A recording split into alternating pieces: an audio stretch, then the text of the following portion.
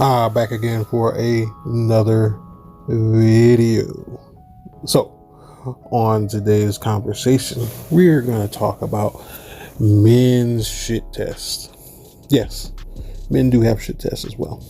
So, I'm going to just refrain from calling it a shit test, I guess. I'm just going to say men's test so that this video can be cleared and not flagged down for future reference.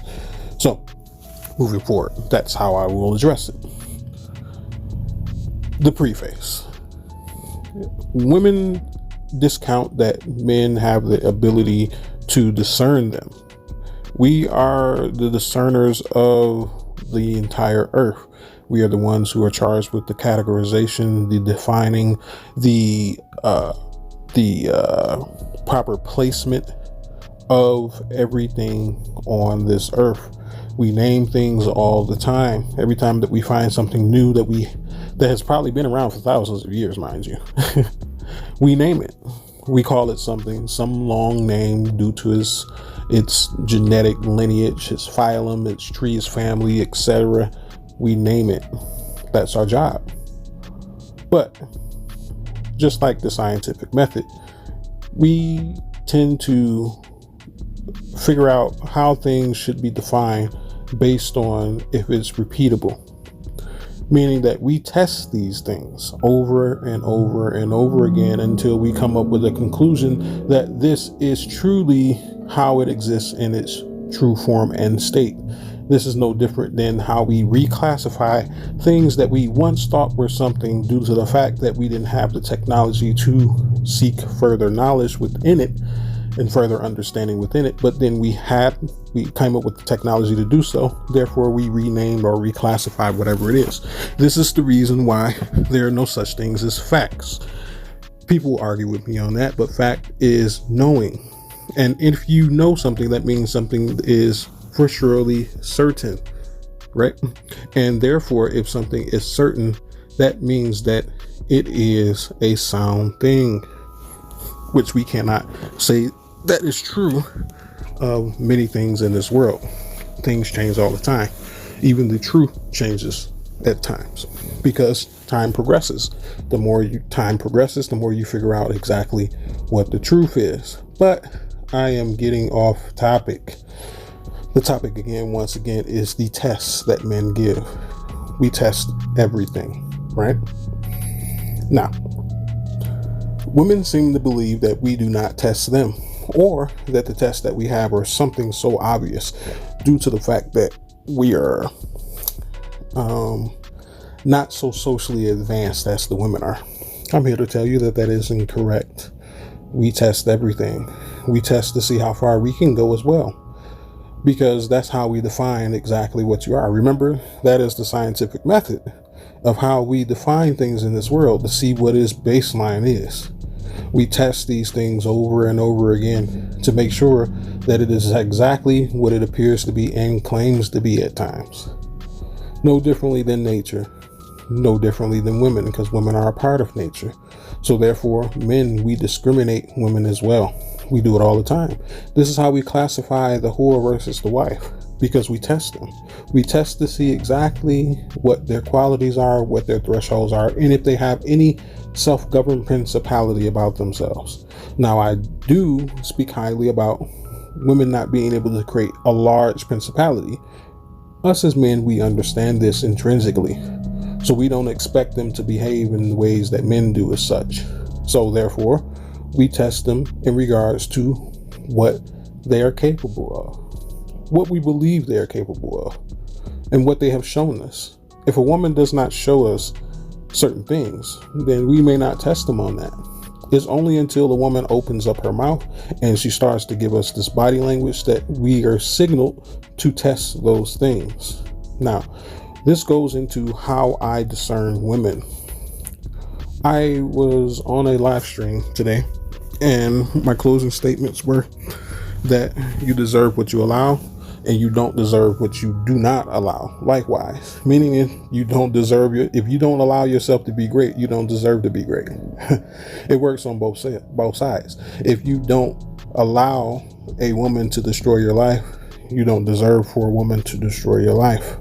I mean, these things are common sense, right? But if you really break them down, how many people actually view it that way? Exactly.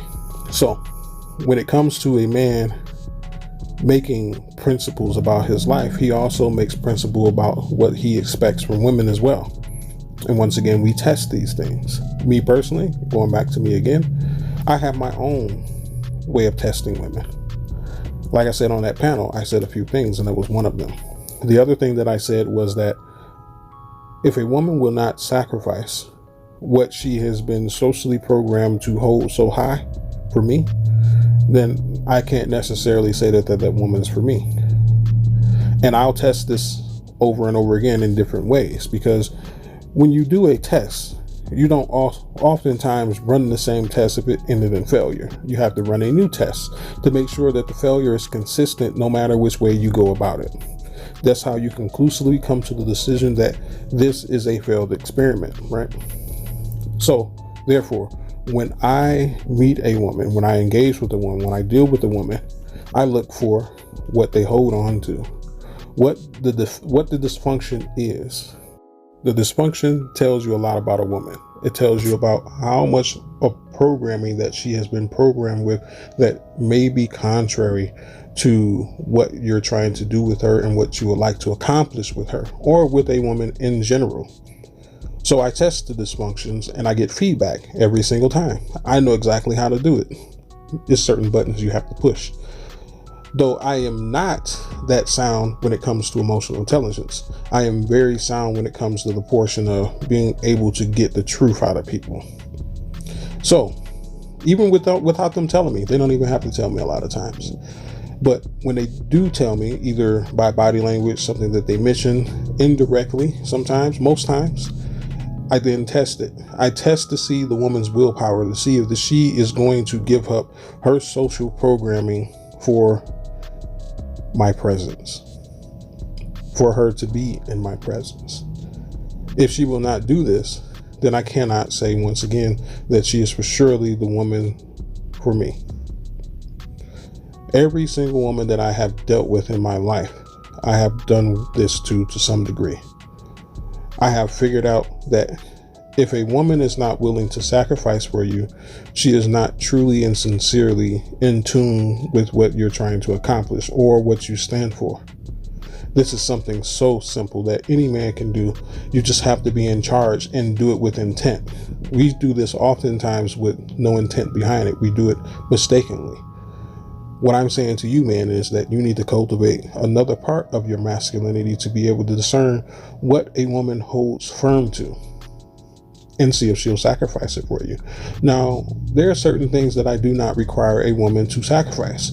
This is her moral standard. In that regards to right and wrong, I will not ask the woman to do something that I would not do myself. Also, I would not ask a woman to sacrifice her religion. I wouldn't ask her to do that. Political beliefs, there's a hit or miss. I don't care about those because people sway all the time on issues because no one firmly believes what a Republican says. Every Republican says, and every liberal says, and every Democrat, etc. Nobody firmly believes that, so I don't ask for those things. But my thing has always been, I'm going to look for whatever that dysfunction is, and I'm going to see if you have the ability to let go of it. Because if you have the ability and willpower to push it aside and sacrifice it for me, that means that I can work with you. Because I understand that most women come pre-packed with dysfunctions these days. It doesn't matter damn near how old they are. You have to go for really far back into the illegal stance in order to raise a woman up to be something that she is supposed to be, far from dysfunction, to the adolescent stage, brother. And I'm not in the business of doing that. I have my own daughters to raise, so they are going to get the best of me in regards to their programming. But nonetheless, most of these women these days, they have programs already. You have to weed them out. You have to see what firm belief that she is holding on to that she shouldn't have and get her to sacrifice it for you.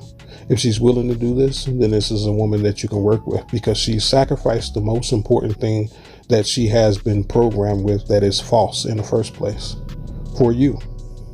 Once she does that, you can start to work down the line on getting her to sacrifice the rest of the dysfunction in order for her to become a proper woman for what you have intentions of. Make sense? Cool. Glad we got there. But nonetheless, this is the end of the video. Like, comment, and share. Until next time, this has been the Wolf in Beta Clothes, and may you have a good day, and peace be with you.